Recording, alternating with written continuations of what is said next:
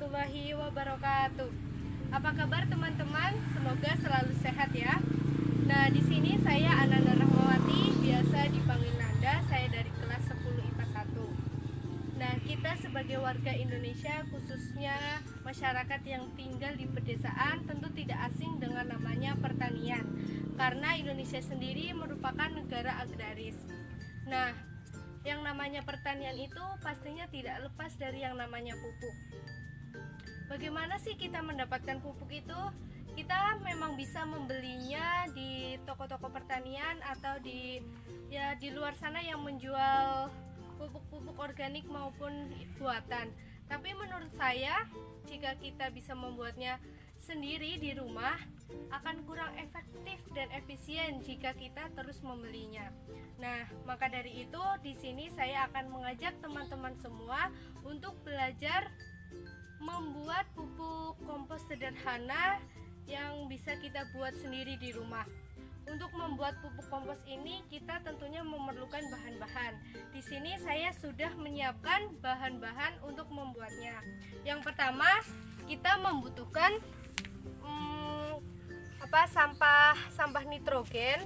Kita bisa mendapatkannya dari sayur-sayuran yang sudah tidak digunakan ya.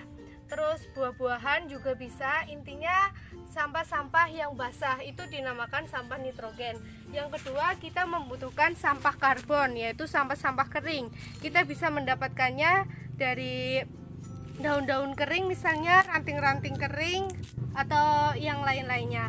Yang ketiga, kita membutuhkan tanah atau media tanah yang sudah tandus. Nah, kita bisa mendapatkannya biasanya kita jika menanam tanaman atau bunga-bunga seperti itu ya. Jika sudah terlalu lama, maka tanahnya seperti sudah tidak bagus lagi. Nah, itu yang kita butuhkan. Untuk bahan yang keempat, kita membutuhkan molase. Molase ini bisa kita dapatkan dari larutan gula merah, larutan gula pasir, ataupun dari gula tebu ya. Dan yang terakhir, kita membutuhkan bioaktivator.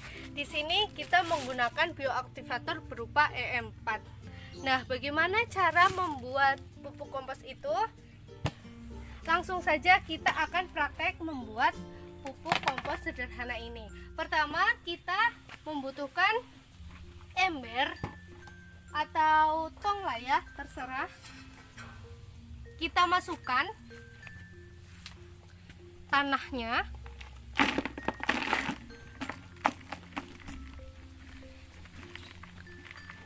Setelah kita masukkan tanah, kita masukkan pupuk yang mengandung nitrogen. Sampah yang mengandung nitrogen. Kita masukkan.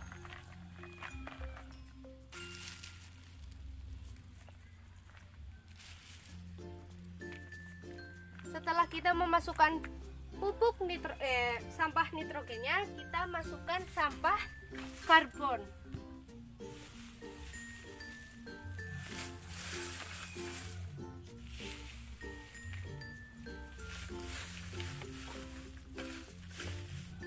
Setelah sampah karbon sudah dimasukkan, kita masukkan tanah lagi. Lalu kita siram dengan molase yang sudah saya buat menggunakan larutan gula pasir.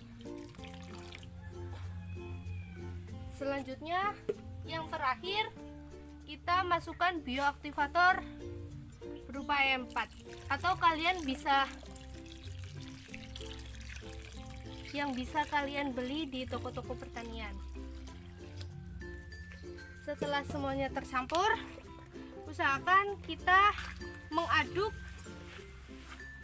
bahan-bahan tadi sampai semuanya tercampur dengan rata.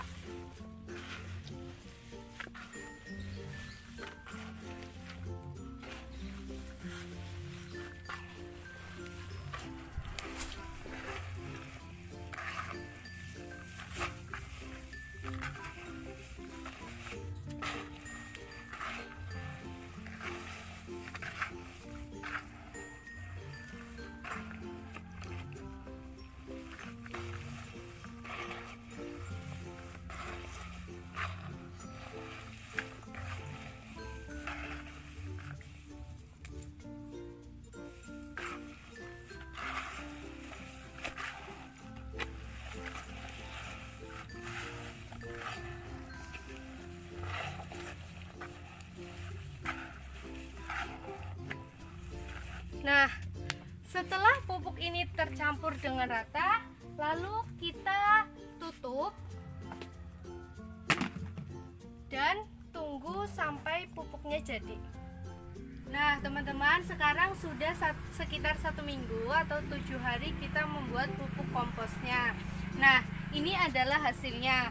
Tetapi sekarang saya akan memindahkan pupuk kompos ini ke dalam wadah pot ini karena kemarin saya sedikit ada kesalahan, yaitu bawah ember ini tidak berlubang, jadi airnya tidak bisa menyerap ke bawah. Nah, saya akan pindahkan pupuk ini sekalian nanti diaduk juga pupuk ini ke pot ini, dan bawahnya saya kasih ember supaya airnya bisa tertampung di dalam ember ini, karena air dari sisa-sisa fermentasi pupuk kompos ini juga nantinya sangat bagus untuk menjadi pupuk yang dinamakan dengan pupuk lindi. Sekarang saya akan memindahkan pupuk ini ke dalam pot.